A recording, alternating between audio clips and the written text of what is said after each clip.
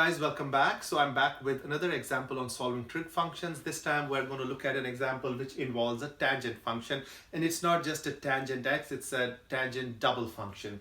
Guys, the other thing that we can note here is that we only want the x to be, the angle to be between 0 and 2 pi. That means we don't have to add plus 2 pi k where k is any integer at the end. But we still have to do all the work that we have been doing in solving other trig equations. So starting with the first step, guys, here, we want to isolate the tangent function or any trig function for that matter. So how would you isolate? Obviously, we'll divide both sides by 3. If I divide both sides by 3, then this 3 will go away. So I'll have just tangent of 2x equal to -1. But before we proceed in this case, guys, there's one extra piece that we have to keep in mind. And that is going to be very important for this particular example. If we don't follow that, then guys, we won't be able to get all the correct answers or all the correct values for the angles here. Guys, we already know, because this is already given in piece of information, that our final value for the angle x in this case is going to be between, x is going to be between 0 and 2 pi, and we already know that 0 is included, 2 pi is not. That's why I have an equality here, and it is strictly less. If x is between 0 and 2 pi, guys, here we are looking for, first we are looking for 2x, because we cannot just directly find x. First we will have to find 2x. Once we have 2x, then from that equation we can solve for x, which is going to be very simple linear equation. But first of all, we have to find or evaluate 2x. So to find 2x, we have to see what are the restrictions for 2x. Guys, these restrictions are for x, they are not for 2x. But since we know the restrictions for x, we can find out what would be the restrictions for 2x. And that is an extra piece of work that one has to do in this case before one starts actually solving this trig equation. So if x is restricted between 0 and 2 pi, and if I multiply this x or this inequality, if I multiply the middle quantity by 2, that automatically means I have to multiply the left hand side, the left quantity by 2. 2 times 0 is 0. I also have to multiply the other side, the right hand side, by 2 as well, because that's what we do when we multiply with an equation or an inequality. If you are multiplying by a positive quantity, all you have to do is you just multiply all the inequalities by the same quantity. So when I multiply this by 2, it becomes 4 pi. So guys, that is a very important and very critical step here. Although the final x values should be between 0 and 2 pi, but looking at this equation, we cannot just directly evaluate x. First, one has to evaluate 2x, or one has to find the values for 2 times x. And then once we have those values, then we can solve for x. But in order to solve for 2x, we have to see like how far we have to go. What are the restrictions for 2x?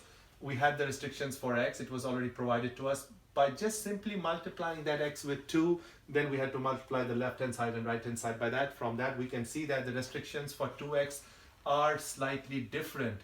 It is not just between 2 and 2 pi, it is basically from 0 to 4 pi, which means we can go around the unit circle twice, not just once, because if you go around once, that is, you get 0 to 2 pi, but then you go back around again, then you go from 0 to 4 pi. So that is very important here. Let us bring that together. From here, now we can look into the unit circle and see for what values of 2x, for what values of 2x do I have tangent of 2x equal to -1. Okay, so guys, let us start by looking at the unit circle, and we are looking for a negative value, right? We already know that tangent is positive in the first quadrant and the third quadrant. What does that mean? That means we don't have to worry about looking into the first and the third quadrant. So we should only look into the second and the fourth quadrant. So let us start by looking in the second and the fourth, but we have to kind of go around twice. First, let us look into the second quadrant. Guys, looking in the second quadrant, I want a -1. We cannot directly find the tangent ratio on the unit circle, but we know tangent is the ratio of the sine over cosine. To get a -1, all we need is the sine and cosine have same magnitude, same quantities, but different signs. So the only value that satisfies that condition is 135 degrees in the second quadrant, because for that the cosine is negative radical 2 over 2 and the sine is positive radical 2 over 2. If we take the ratio of those two, they are going to just cross out or cancel out, and we're going to be left with -1. that is what I have here. So my first angle for 2x is going to be positive 135, positive 135, right? That is going to be my first value. And what is the corresponding radian major for that is 3 pi over 4. I would like to write that as well.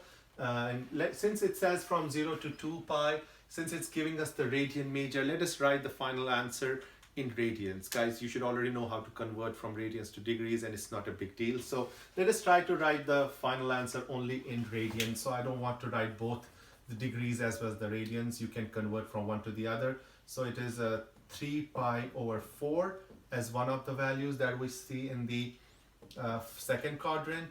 Then guys, there's more. Then we have to go to the fourth quadrant because tangent is negative in the fourth quadrant as well. And in the fourth quadrant, it is not too difficult to see the values for which the ratio of the sine over cosine is negative 1. And the obvious choice is angle 315. Same thing, radical 2 over 2 and negative radical 2 over 2, you take the ratio, you'll get a negative 1. So the other value would be 2x equals to, that would be, let us see what I have, 315. 315 would be 7 pi over 4. Let me make sure, 7 times 45.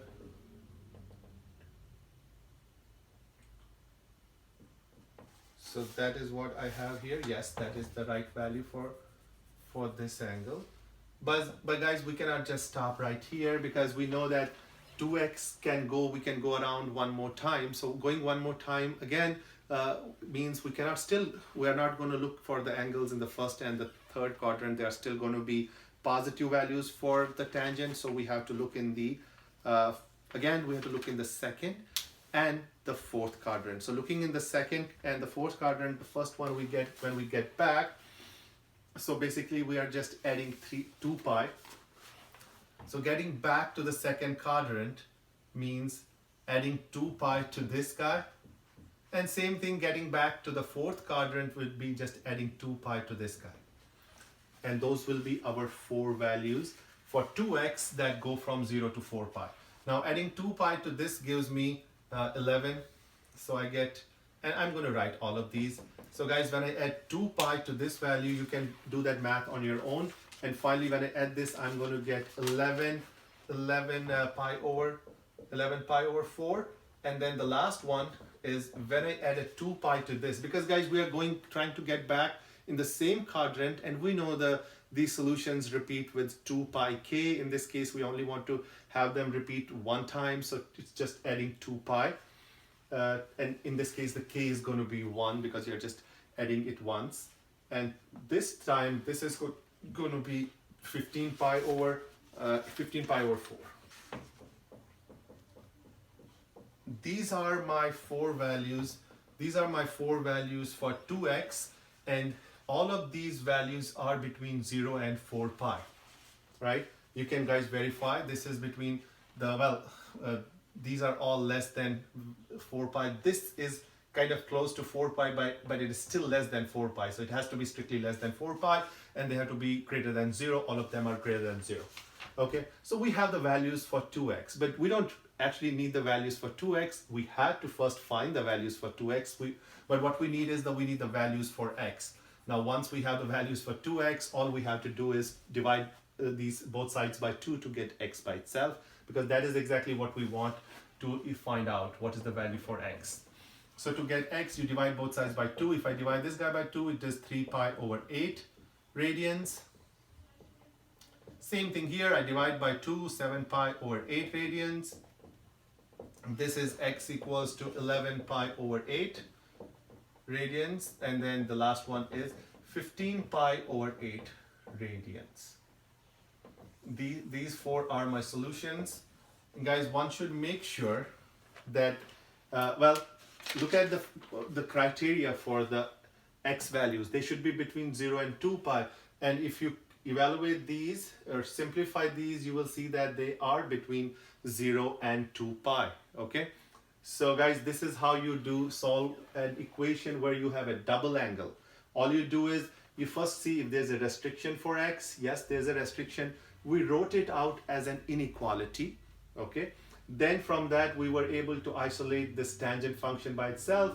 But here we realize that there's not just an x here. We have a 2 times x. So that means we can solve for 2x first, but then let me make sure that if x is restricted between 0 and 2 pi, then let us also verify whether 2x is also restricted the same way or it's slightly different.